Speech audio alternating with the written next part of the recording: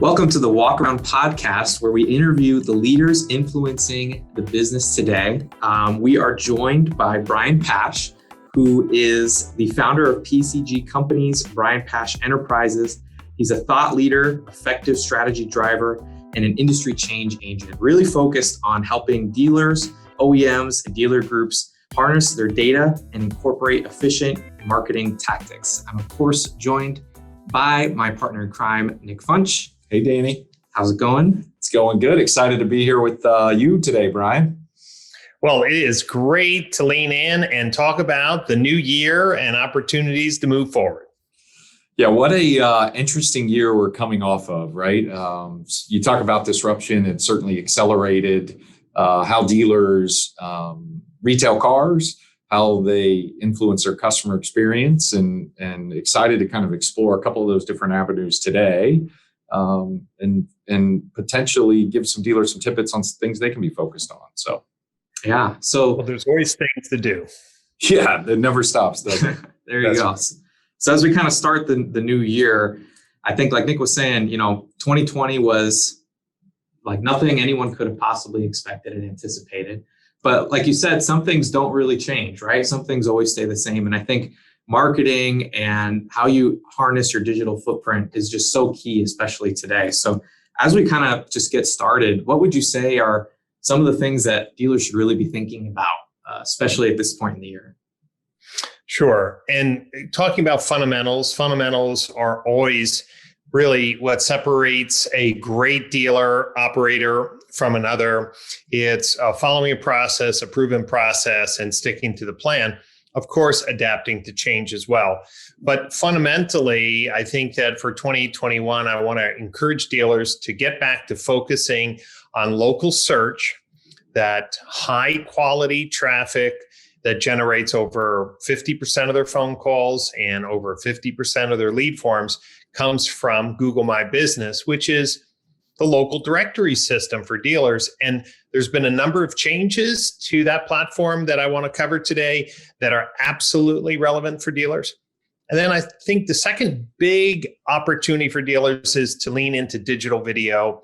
And I think that dealers need to understand a little bit of the differentiation between linear, OTT, and other forms of video advertising today. So, Brian, we shouldn't explore like how to optimize your Yellow Pages ad and the Yellow Pages ad. Yeah. Well, I think they still print those books. And I think most people use them like for door stops or leveling tables or something like that. But it is funny when you think about some of the old advertisements. I don't know if you guys have seen some of these commercials that are on YouTube, from the 60s and the 70s, and you're like laughing at these commercials.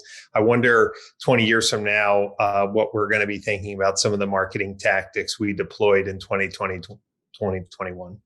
Well, it's interesting. I think what made me say that is over the holidays, we had needed an electrician. And, I went to the internet to search for an electrician and reviews and all that fun stuff. And I don't know why I was reflecting on many moons ago in retail automotive, sitting down with the Yellow Pages, advertising team and trying to figure out where you could position yourself and just all the stories about how companies would literally name their company to try to increase where they showed up in the Yellow Pages, number one or AAA, electricity. That's right. Or whatever. How things have changed. But yeah, enough about that. So you talked about local search. Why is that important? I think maybe is a good starting point. And then how can dealers maximize that? Most dealers know that they need to cover their backyard, right? As a primary marketing objective, they need to cover their backyard. And I will tell you that if they don't, then they spend a lot of money trying to draw in additional traffic or, pay for traffic that would have come naturally to them. So number one, it's where the majority of their business is. Number two, if it's done right, it's extremely low cost. Number three, It's the way to differentiate yourself from other local franchise and independent options in the market. So local search is where your customers are. Yes, are they on Facebook, Instagram, maybe even, some of the new social media platforms, TikTok, whatever. But the local backyard is where they need to focus on first. And when it comes to like what consumers are searching for, I think that's really the key, right? Like, can we capture the demand that they may already have? And would you say, as a step one, a customer may know that they need a new car, but they may not know that I need the red sedan with this option from Brian's dealership. So how could a dealer think about, like, when it comes to capturing, like you said, covering their backyard, what's some of the blocking and tackling of making that happen just to cover your bases?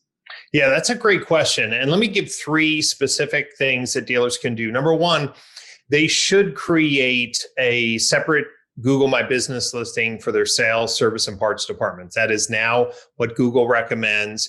That gives them really a 200% increase in the potential to match a local search to their business. Most dealers have just one Google My Business listing for sales. In the last year and a half, many of them have added. So that's number one. Number two. So Brian, can I? Yes, go ahead. So is it when you say that, you should have a Google My Business, a Brian Sales, a Brian Service, and a Brian's Parts, 3 separate pieces, right? That's right. Okay. That's right. And the reason is that each listing can be described by 10 business categories. Now, for a franchise dealer, for example, let's just pick Toyota. They're a Toyota dealer and a car dealer and a used car dealer. They're a truck dealer and a used truck dealer. They're a car accessory store. They're a car finance and loan. There are car leasing, right? You start adding them up. That has nothing to do with service. You can use all 10 categories for your sales listing. For your service listing, you're an auto repair shop, a wheel alignment shop, a car battery store, a brake shop, oil change service. You're a diesel engine repair if your manufacturer has diesel engines. And those are 10 categories. And, for the parts listing, you're a parts store, you're an auto body shop parts supplier. I can keep on going. But the idea here is each listing should be optimized for that department. And this yields thousands of extra times the business shows up in search and maps each month. And this is a free opportunity for all dealers in 2021. Well, it's funny. I've got a background in F&I. Mathematics are not my strong suit, but it just seems like raising whatever to the 10th power, to your point, is exponential for searches for a dealer. Yeah. That's right. The second thing that dealers should be focused on in 2021 is to realize that they have very little user developed or dealership developed content on their website. There's a command that many people use. How many pages does Google have in its index for my dealership? And the command, just like you go into a Google search, it's the word site, S-I-T-E, and then a colon. And then you paste in, say, your homepage, HTTPS, brianstoyota.com. The reason why I bring this up, for the average dealer, it says, man, you have 1,000 pages, 1,500 pages, 2,000 pages. And so dealers have kind of believed this number, but it's a false friend. Mm-hmm. The average dealer has less than 20 static pages on their website. When I say static, well-written content pages.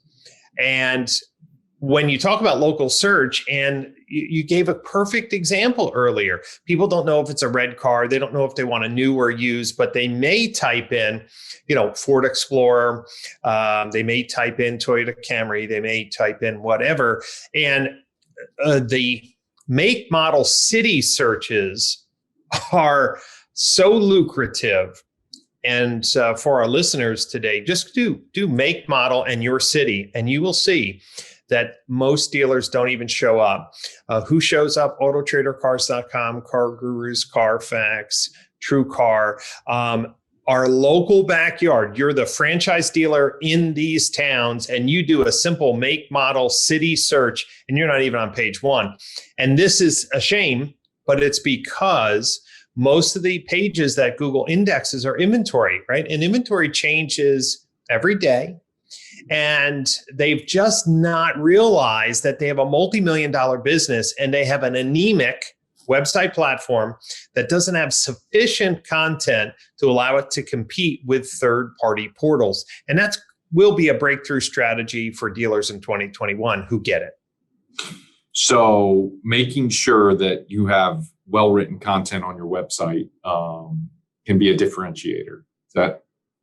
That's right. And where to start? This is always, how many pages do I need? And I recommend that dealers have what I call evergreen make model pages. So, if you have 20 models of cars that you sell, there should be 20 pages and optimized for your town and area. So if you're in Fort Lauderdale, you're going to do Toyota Camry Fort Lauderdale and Toyota Avalon Fort Lauderdale and Toyota Tundra. Okay.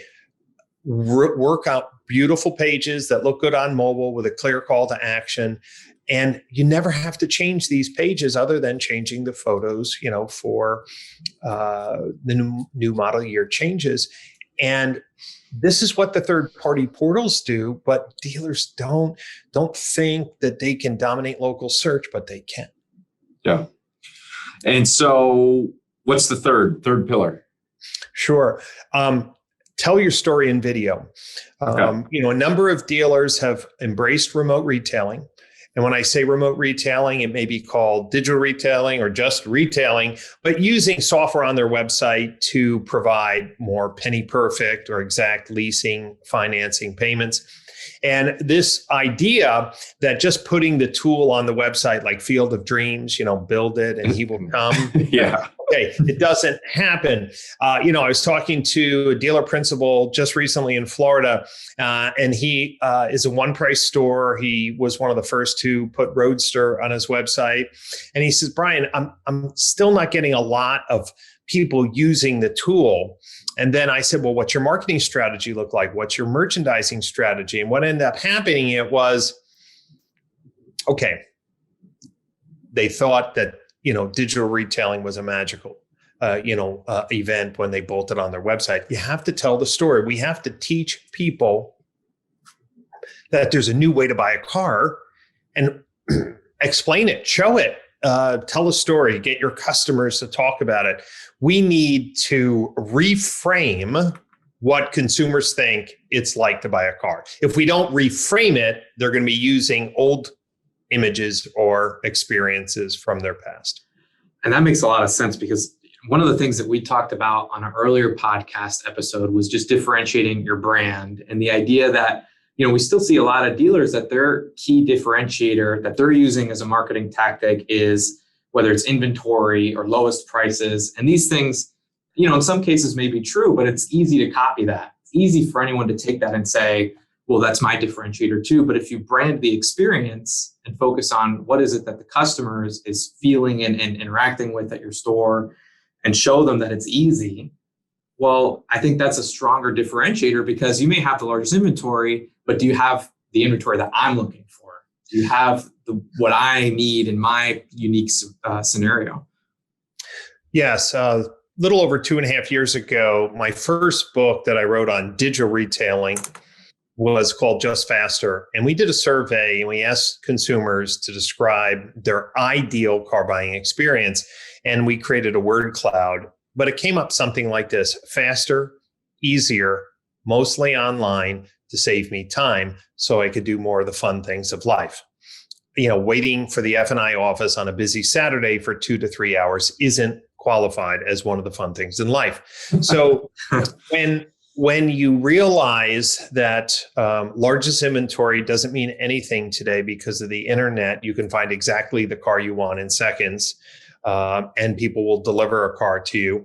Family owned and operated, again, that doesn't hold much weight because it doesn't tell you whether you're still using a stone tablet, to sell cars, or the latest computer system. So I always try to work with dealers to create what I call a modern brand promise, which implies that they're going to save something that they value. And everyone listening to this podcast values two things: They're time and convenience. Okay, time Yeah. and convenience. And if we're out there yelling that we're the lowest price, consumers don't believe that. And if we say we're in business 75 years, they're still not talking about the experience. And the largest inventory, it's like, no, I can just go to cars.com and find, a red and tan car. Mm-hmm. So we need to speak in a language that consumers value, which is time and convenience. So I love this conversation. This is super tactical. I want to go back to the telling your story in video.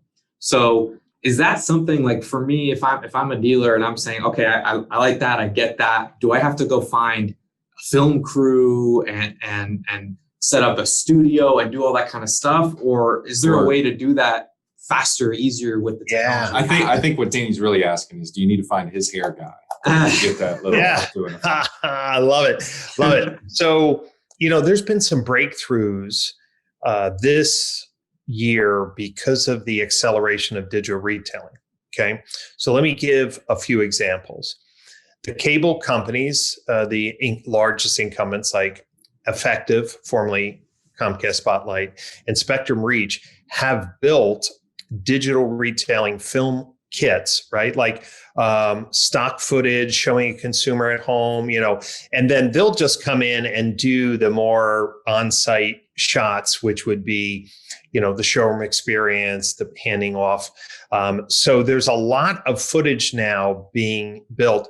There's also companies like Wayfair, and there's one other company that just misses my mind at this moment. But they have thousands of ready-to-go commercials, and they included a digital retailing library.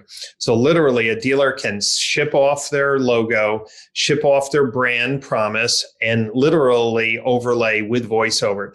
Of course, a dealer can do the whole thing from scratch, but I want to encourage video is so important to communicate. And the reason why video is so poorly executed with dealers is because they think they have to do everything from scratch. And as a result, they do a video shoot and it's such a pain. They wait 3 or 4 months to do another one. There are off the shelf, almost pre-made video content. You can check with your local cable providers that can be quickly customized so that each month you're telling a different part of your modern retail story. Maybe it's the home delivery, maybe it's the in-store connected experience, maybe it's how quickly it is to compare and shop. All of those elements have to be explained to consumers if you want to differentiate yourself and if you want more people to go through your retailing experience. Yeah, that's great. And I guess maybe I'm curious to get your thoughts, Brian, around kind of the a little more granular. Like everyone has a camera on their phone too, right? And maybe speaking just about that consumer engagement. What are your thoughts on just communicating with consumers via video chat? What's the impact there?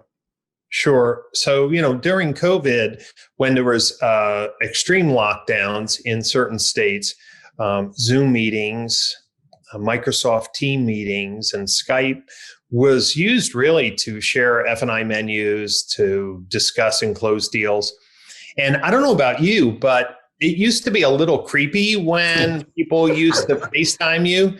Yeah. And now, I don't know if you feel this way, but I found myself, I'm almost preferring to FaceTime because so it's like, I'm going to call my father-in-law, I FaceTime. And he's like, why are you FaceTiming me? And I'm like, I don't know. I just feel like I can't see anybody, so I might as well see you on the phone. So I think that video is so important because dealers need to realize that the human element of selling may be changing permanently because of time inconvenience, because of new patterns of behavior.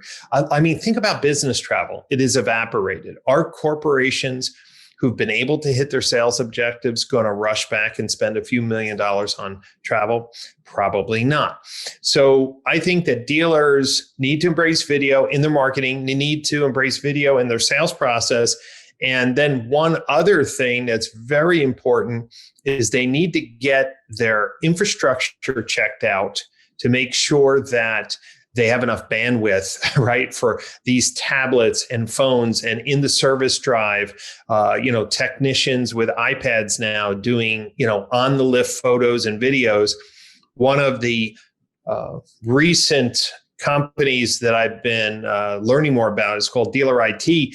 They did a survey. Over 80% of dealers failed internet bandwidth speed tests and security. It was interesting, and it finally hit me. Every time I go to a dealer and try to download something, it's horrible, right? Right. And what video is going to force all dealers to do is to just upgrade their routers, upgrade their bandwidth, upgrade their security, because the video will be a more of a standard way in which we communicate with consumers. I think the other thing, two things I think jump out. One, it doesn't. I think what's been lessened through kind of 2020 is the importance of perfection, and I think there's a lot of just that authenticity that comes through. Listen, nobody's perfect, and just connecting with people authentically. I think the other thing is that, and you spoke earlier around this, like hope is not a strategy when it comes to digital retailing tools. And it's the same with video too, right? If you don't have the infrastructure in place within your store to support these things, you probably ought to fix that first and then start to, dip your toes in the water with engaging customers that way. Absolutely. I mean, there's something different, and you've seen this, and everyone who's listening to today's show knows this.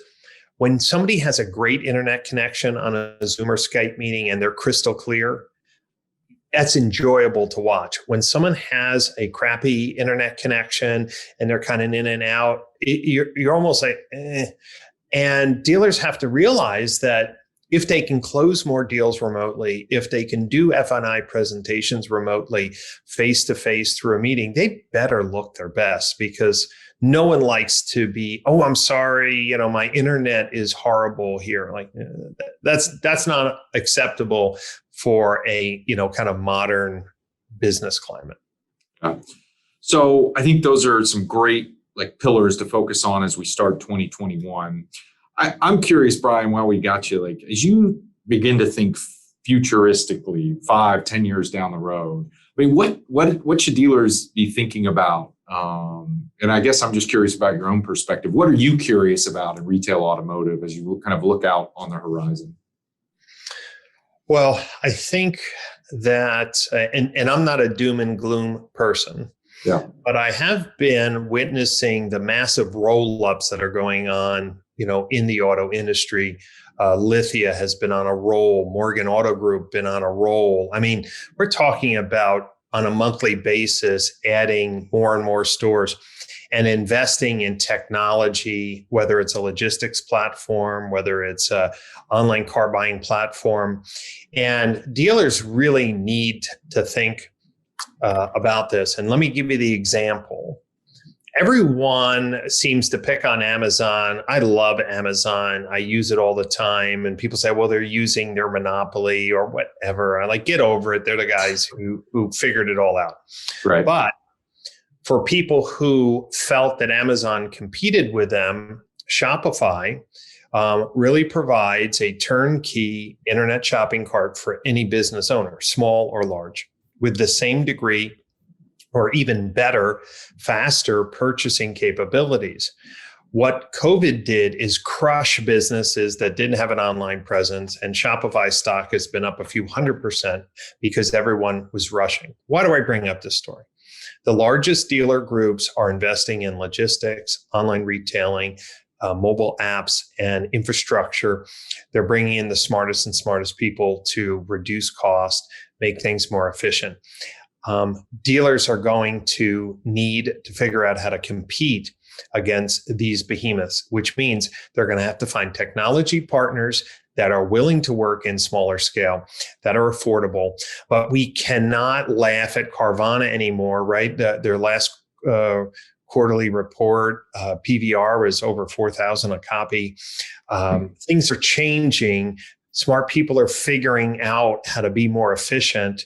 And if dealers, are not willing to invest in technology, if they're not willing to create a similar experience that saves time and is convenient and is enjoyable, then it may be a time to consider selling, because I think the wave of consolidation through technology prowess is coming. Well, I think, you spoke about that earlier. Like, one of the keys to just getting the year started off right is giving customers the experience they want. And that's only going to grow, right? I think, as the industry and retail stores consolidate, as technology gets more available, more efficient, learns more about our business, you got to keep that at the forefront, That's right. Yeah. Danny, this has been really enjoyable, Brian, and I've appreciated your time. But Danny, I guess I would ask you, what's the biggest takeaway today from our time with Brian? I mean, so much, just super tactical. The idea of just helping your dealership be found through Google My Business, through using those categories, and it's all free and it's out there and it's available. And of course, using video. And one thing that I wrote down that you said was people still want to connect with humans, especially after kind of just what the world went through and not being able to see everybody in the same way. I think that the modern retail solutions coupled with the friendly, authentic face, I think is a strong way to position your brand and influence customers.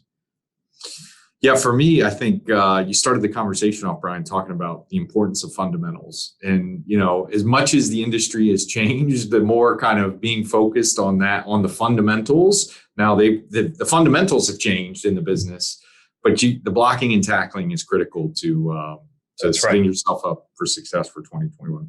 Brian, where can our listeners find you? Great. Well, my website is my name, brianpasch.com. On there, you'll see my 9 books that I've written. If any would like to kind of pursue further education in marketing and retailing. Also, we hold 2 annual conferences a year, and those are always there listed. And if I'm doing any speaking in regional events, those will be listed as well. So the easiest way, just go to brianpasch.com.